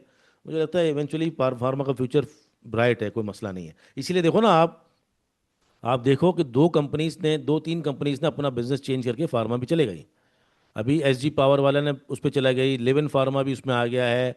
और आपको कंटिन्यूसली नज़र आ रही है कि फार्मा कंपनीज की हर रोज़, हर 2 दिन बाद इन्फॉर्मेशन होती है कि हम ओलंपिक बना रहे हैं, तो फलाना बना रहे हैं, हम वायगरा बना रहे हैं। तो इसका मतलब है कि वो जा रहे हैं और इतनी गुंजाइश है, इतनी बड़ी। आपकी तकरीबन, मैं लास्ट टाइम भी पढ़ रहा था कि तकरीबन $3 ट्रिलियन की इंडस्ट्री है आपकी फार्मा की, और हमारी जो है वो सिर्फ सेल अरबों का में तो की। कोई इशू नहीं है, हाँ, सेल का इशू नहीं है, मार्जिन का बस इशू है। हाँ, नए, अच्छा, नॉन जो रजिस्टर्ड कंपनीज हैं, नॉन लिस्टेड कंपनीज, वो भी आएंगी और आपके एक कंपटीशन में नजर आएगा। और ड्रग्स की जितनी डिमांड है ना, वैसे ऐसे कितने ड्रग्स हैं।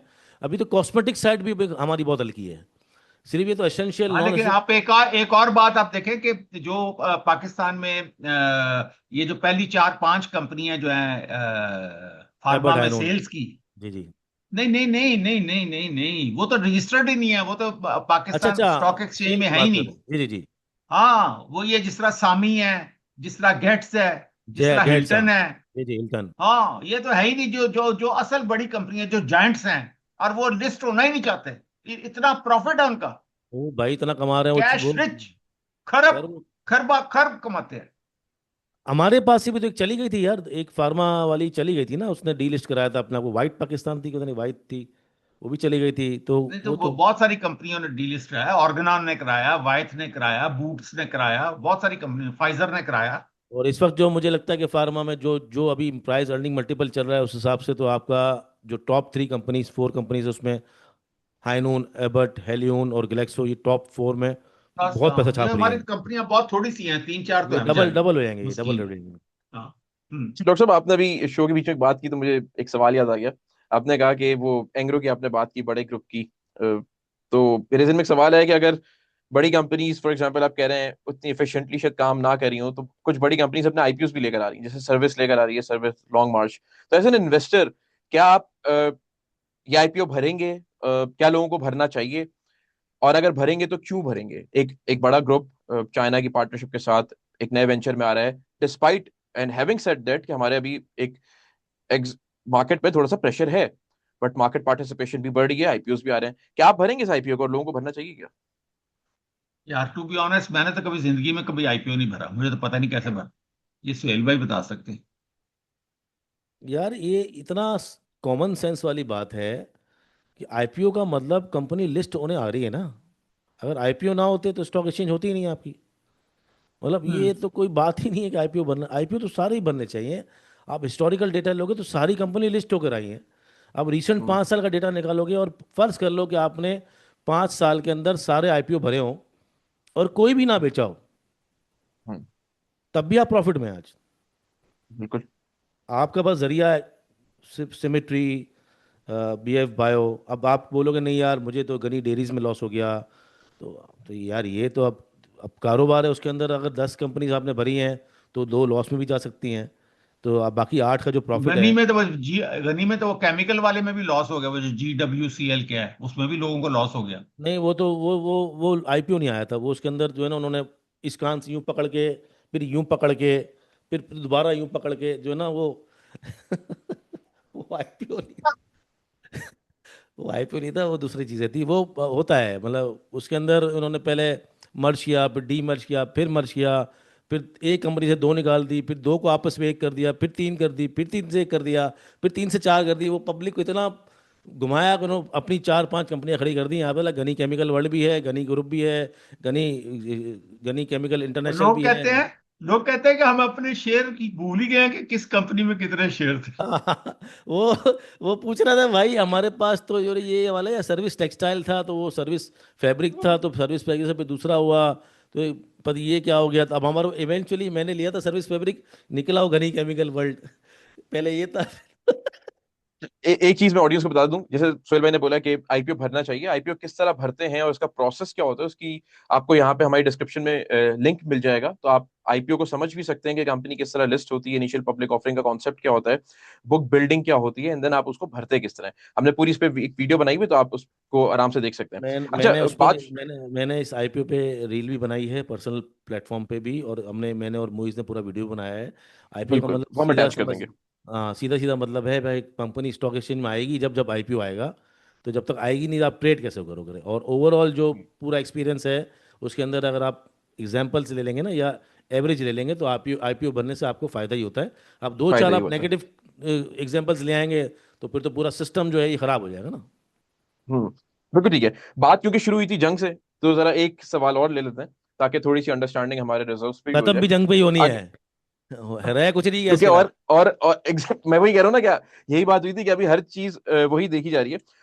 मान लें कि हमारे इस वक्त फॉरेन एक्सचेंज रिजर्व हमारे इंपोर्ट 2-2.5 महीने की कवर कर सकते हैं। लेट्स से अगर हम, क्योंकि अब हम लोग कॉन्ट्रैक्ट से हट के अगर हम स्पॉट पे एलएनजीज वगैरह लेते हैं और हम $2-3 बिलियन हम उस पर लगा देते हैं, क्या इसका मतलब यह है कि कितना सस्टेनेबल, और क्या आगे मार्केट 10-15% करेक्ट कर सकती है इस वजह से, क्योंकि डॉलर रिजर्व्स कम हो जाएंगे? $10 का शॉर्टफॉल करेंगे, ये मैं आपको अभी बता रहा हूँ आज। कितने का? ये $8 बिलियन, 8। मार्केट इस शॉर्टफॉल पे करेक्ट हो सकती है? मेरा तो ख्याल है प्राइस नहीं हुई प्राइस मार्केट। नहीं देखिए होगी। मेरी बात सुने, मार्केट का इशू ये है कि मार्केट चूंकि वो इंडेक्स, वो क्या सोहेल भाई क्या कहते होते हैं इंडेक्स, वो नहीं, एक्स नहीं वो होता। जो डिविडेंड शिफ्ट एक्स नहीं होता, हाँ। एक्स नहीं होते। हाँ, तो उस चक्कर में वो ये ऊपर चढ़ी हुई है, बाकी सब कुछ मार्केट के अंदर जज्ब हुआ है सब। प्राइस इन है, यस। ठीक है, एवरीथिंग इज बिल्कुल ठीक प्राइस। है। बस क्लोजिंग से पहले मैं एक चीज आप दोनों से पूछना चाहूंगा, जो लोग अभी तक एपिसोड पे जुड़े हैं, आई होप उनको इससे वैल्यू मिल सके डॉक्टर साहब, क्योंकि हर चीज प्राइस से है और बहुत सारी कंपनीज अंडर वैल्यूड भी हैं, बहुत सारी कंपनी भी फेयर वैल्यू पे ट्रेड हो रही हैं, शायद कुछ ओवर वैल्यू हो। इंडेक्स में तो कोई ट्रेड करता नहीं, इंडेक्स में तो पैसे लगाए नहीं जाते।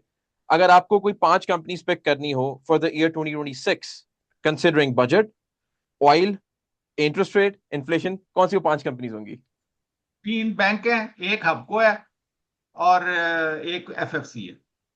बैंक भी तो बता दें, तीन तीन बैंक शॉर्ट करके आप बिल्कुल ही। आप मौलवी लोग हैं, आपका फैसल बैंक, मिजान बैंक और बैंक इस्लामी। बैंक ठीक है। इस्लामी। मैं वो कुफार में से हूँ, तो मेरा ये है, वो यूबीएल है, और एमसीबी है, और मिजान बैंक है। जबरदस्त। सोहेल भाई, आपको अगर पिक करनी हो, एडवाइस करना हो लोगों को एज एन एडवाइजर, सारी यार, सिचुएशन को सामने रखते हुए। यार मैं तो सेफ साइड पे जाऊंगा। मैं तो सेक्टर वाइज देखूंगा। माड़ी ऑफ कोर्स जाऊंगा मैं माड़ी पे। अगर मुझे लगाना हो, पार्क करना हो पैसा, आई नो द कंपनी। अगर ऊंच नीच हो गया तो मुझे प्रॉब्लम नहीं आएगा, मैं सुकून से बैठ सकता हूँ। FFC, I know the company, और सभी जानते हैं इसके बारे में, तो मैं सुकून से बैठ सकता हूँ। मीज़ान बैंक, अगेन सब जानते हैं, और प्रीवियस डेटा सबके सामने है। मतलब अगर एक नया आदमी भी आता है ना, उसको भी माड़ी, FFC, Meezan bank, then Glaxo, ये 4 कंपनी के अंदर ही पैसा लगाना चाहिए। ये मैंने 4 कंपनी का एक अलग रील भी बनाई थी लोगों के लिए।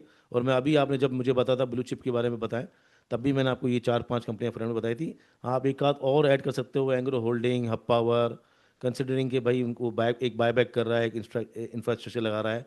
अटक पेट्रोलियम जैसे एक मजबूत कंपनी आप ऐड ऑन कर सकते हो। कुछ डार्क हाउसेस ले सकते हो, service global, because of service long March, already वो बढ़ चुका है 30 40 रुपये, लेकिन उसने एक नई क्लोजिंग दी है आज, ऑल टाइम हाई। तो कुछ 3 4 आप रिस्क हल्के फुल्के देख सकते हो कि भाई हाँ, जहाँ आपको लगता है कि नहीं यार ये सूटेबल हो सकता है। लेकिन top pick Mari, FFC, Meezan bank and Glaxo. Thank you so much doctor साहब, thank you Mari so much का सोहेल जो है भाई। जो माड़ी का जो है, मेरे जो जो है ना, वजदान ये कहता है कि वो महंगा है थोड़ा सा। माड़ी अगर चलेगा ना इस दफा, तो डॉक्टर साहब आप देखेंगे पिछला हाई टूटेगा इसका। अब वो तो अगर टूट जाएगा, वो तो अगर जंग अभी तो रुकेगा। देखे, अभी तो वो 900 तक दोबारा गया नहीं, 700 पे वापस आ जाता है। नहीं, 800 पे गया था, 795 पे गया था, और 21 रुपये उसका डिविडेंड था। और वो मैंने टारगेट दिया था, मेरा टारगेट अचीव हुआ था। हम लोगों ने कॉल दी ये थी। कब की बात है? 1 साल शायद हो गया ना, पिछले साल जब इसने 21 रुपये, 1 साल 8 महीने ओहो, तो पहले। वही मैं अभी की बात कर रहा हूँ, अभी 700 तो से अभी ऊपर नहीं तो सर टॉप है उसके ना। बाद तो रिजल्ट 1 साल नहीं या 6 महीने हुए आई थिंक। अभी जो 795 का जो आखिरी हाई मारा है ना उसने, उसमें 21 रुपये हम्म। डिविडेंड भी था। इसका मतलब है कि आप कह सकते हैं कि 815 उसने मारा है। अभी इस वक्त जो टेक्निकली इतना स्ट्रांग नजर आ रहा है, अगर खुदा ना खास्ता कोई बड़ी प्रॉब्लम ना आई ना, जिस तरह अर्निंग ग्रोथ शो करी है उसने लास्ट क्वार्टर में, वो पिछले क्वार्टर से ज़्यादा करी है। और अभी जितना ऑयल बढ़ा हुआ है, उसकी जो बेनिफिशरी है, और जो उसने पहले इन्वेस्टमेंट की हुई थी, उसके फ्रूट्स अब आना जो उसको शुरू होंगे, कुछ चाहे ड्रिलिंग हो चाहे टेक्नोलॉजी हो, जिस जिस जगह गया है, आई थिंक मैं अभी भी लूंगा और नीचे जाएगा तब भी लूंगा। मैंने कहा ना कि मैं इन कंपनियों में इसलिए पैसा लगाऊंगा। इन्वेस्टमेंट के पॉइंट ऑफ व्यू से तो माड़ी कंपनी तो बहुत अच्छी है यार, और अगर वो जंग मैं खत्म हुई, वैसे कह रहा हूँ कि जी, अगर अगर ये पीस डील हुई और ये माड़ी चला, तो फिर लोग भागेंगे इसके पीछे। जब मैंने पहले कहा था, याद है मैंने कहा था, मैं कहा ये 550 500 600 पे आएगा, तो गया था वहां पे, चाहे वो गया हाँ। साल बाद गया, तो वहां पे फिर लोगों ने लिया है, बाय किया लोगों ने। 520 गया था, जी जी, 900 के बाद वो 520 गया। वो इसका रेट था बाय करने का, माड़ी का वो रेट था, दैट वाज द रेट। हाँ, अभी भी ले सकते हैं, जीसे जा तो फिर भी ले सकते हैं। आप वेट कर लें, मैंने कहा ना कंफर्मेशन के बाद ले लें। पैसा लगाएं, 4 5 कंपनी 8 कंपनी में डिज़ाइन में रखें। अगर वॉर बढ़ती है तो ना पैसा लगाएं। अगर कंफर्मेशन आ जाती है तो 10 15 रुपये 20 रुपये महंगा ले लें, डेट्स इट। तो ठीक है, अच्छा, मैं लोगों को एक ये भी और बताता चीज चलूं बड़ी कि इंटरेस्टिंग बात है मुफीज, एक चीज बड़ी इंटरेस्टिंग बात है जो मैं डेटा देख रहा था, कि मार्केट बेशक तंग कर रही है, लेकिन हमारे जो रिटेलर्स का जो नंबर है वो 25 25 30 30 हजार बढ़ता जा रहा है। जी जी पता नहीं हर महीने के हर साल इस तरह करके जी, वो पिछले महीने अकाउंट खुले। 5.5 जी जी, 5.5 बल्कि 5.25 लाख हो गए हैं ये जो अकाउंट्स हैं। हाँ तो पिछले अच्छी जा बात रहे है हैं ना ना। सर। नए आ रहे तो पिछले जा रहे हैं ना।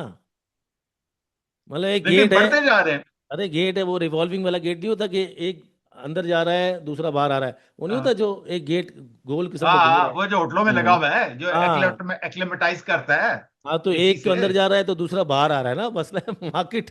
25,000 नए आ रहे हैं, वो भी जरा रुके हुए हैं, थोड़ा ध्यान ध्यान से पैसा लगा रहे हैं, क्योंकि इस वक्त हर तरफ वो नहीं चल रहा ना, लाओ लाओ लाओ लाओ नहीं चल रहा ना। हम्म।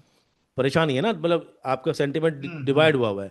और जो पहले स्टक हुए हुए हैं, जो समझ के आए थे कि भाई इस मार्केट ने सोना उगलना है, अब ये जाहिर बात है, जो कोविड से आए हुए हैं वो खाली उन्होंने एक रैली देखी हो, फिर थोड़ा बहुत वक्फा देखा हो, फिर 2.5-3 साल की रैली देखी हो, तो उन्होंने तो सब अच्छा अच्छा देखा है ना, तो अब बुरा देख रहे हैं तो बुरा तो घबराहट हो वो रही है। जिस तरह मैं क्या आपको बात बताऊं कि चूंकि पाकिस्तान में कारोबार की कमी तो है ही है ना, सबको पता ही है कि कारोबार करना कितना मुश्किल है। तो जी लिहाजा लोगों को ये बात तो दिल को लगी कि यार चलती हुई कंपनियों में चलो पैसा डालो, तो जो पैसा पड़ा हुआ है वो कहीं ना कहीं तो पार्क करना है। जमीन तो बिक नहीं रही, जमीन चल नहीं रही, जमीनों के अंदर भी सारा का सारा मसला ही है।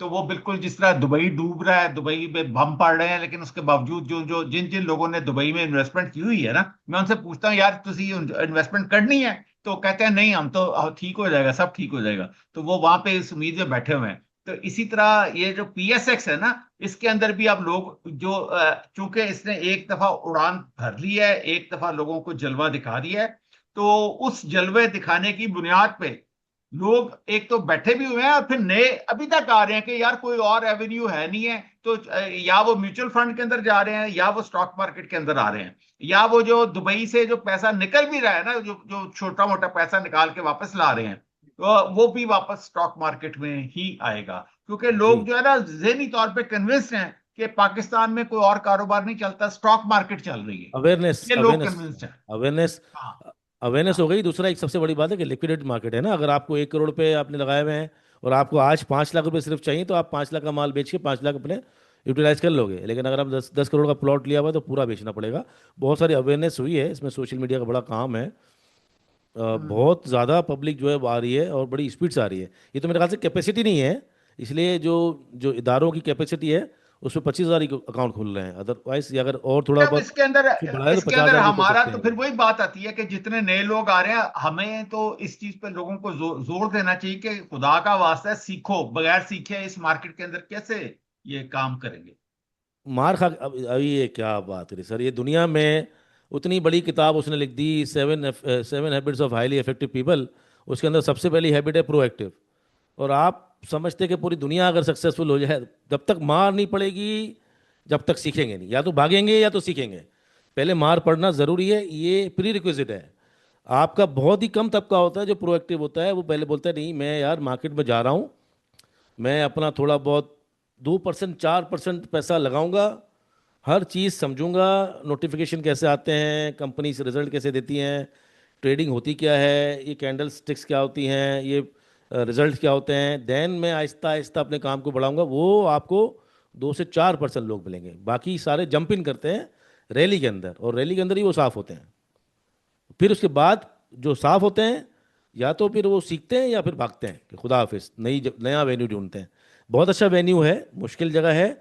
मार्केट है जिस तरह आजकल बिहेव कर रही है ना, ये पिछले 20-25 साल में, 30 साल में पूरी दुनिया में मार्केट इसी तरह बिहेव करती हैं। बड़ा लंबा अरसा होता है साइडवेज का, बड़ा लंबा अरसा अरसा होता है मंदी का, तेज़ी का अरसा। इवन के बुलिश रैली जो होती है ना, उसमें भी दिन कम होते हैं। अगर आप देखो तो 3 महीने रैली चलती है, 3 महीने साइडवेज हो जाती है। 15 दिन रैली चलती है, 2 महीने साइडवेज हो जाती है। तो आपको लगता है कि सब अच्छा अच्छा होगा, क्योंकि इवेंचुअली मार्केट ऊपर आती है, कितना बंदा हो या मार्केट हो, इवेंचुअली जाना ऊपर है। तो इसलिए वो थोड़ा बहुत कॉन्सेप्ट है। फिर काफ़ी चीज़ें बेनिफिट्स लोगों को नज़र आए हैं। डॉक्टर साहब ने कमाया है तो उसकी फैमिली भी देख रही है, मैंने कमाया है तो मेरी फैमिली देख रही है, दोस्त देख रहे हैं, तो आहिस्ता आहिस्ता लोग आ रहे हैं। अच्छी बात है, वेन्यू की अवेयरनेस हो गई है, अच्छी मार्केट है, बहुत आईपीओज आते हैं, राइट्स आते हैं, स्प्लिट होते हैं, बोनस होते हैं, डिविडेंड आते हैं। तो लोग एक्सप्लोर कर रहे हैं, एक अच्छी बात है। लेकिन लोग पैसे इसके अंदर जो लूज़ कर रहे हैं ना, उनसे हमारी अगेन गुजारिशें सुनेंगे तो नहीं। सेंटिमेंट पे कंट्रोल करना या साइकोलॉजी पे कंट्रोल करना हमारा काम नहीं है। लेकिन अगर सीख के करेंगे तो इवेंचुअली पैसा बनाएंगे, अदरवाइज लूज करेंगे। ऐसे ही सीख के करना इंपॉर्टेंट है, चाहे वो स्टॉक मार्केट हो या कोई भी दूसरा बिजनेस हो। Thank you both of you for joining and अपना कीमती वक्त देने के लिए। और लोगों से मैं दरख्वास्त करूंगा कि कमेंट में जरूर बताइए कि इनमें से आपके पास कौन सी ब्लू चिप कंपनीज है, सो वी अंडरस्टैंड कि क्या लोग ब्लू चिप कंपनीज में काम करते भी हैं या वो कंपनीज जो उस वक्त वक्ती तौर पे वॉलेटाइल होती हैं या उसमें कोई न्यूज होती है उसमें काम करते हैं और फिर फंस जाते हैं। जी सुल भाई। एक और कमेंट पे पूछ लेना, अगर लोग जो लोग आखिर तक देखें कि भाई ये फॉर्मेट पसंद आया तो आए, अदरवाइज फिर वही पुराने फॉर्मेट पे आए। कमेंट में जरूरी है ना लोगों का। बिल्कुल जरूर बताइएगा, अपनी राय से आगे कीजिएगा, वो बहुत कीमती है हमारे लिए। मिलते हैं नेक्स्ट शो में। अल्लाह हाफिज।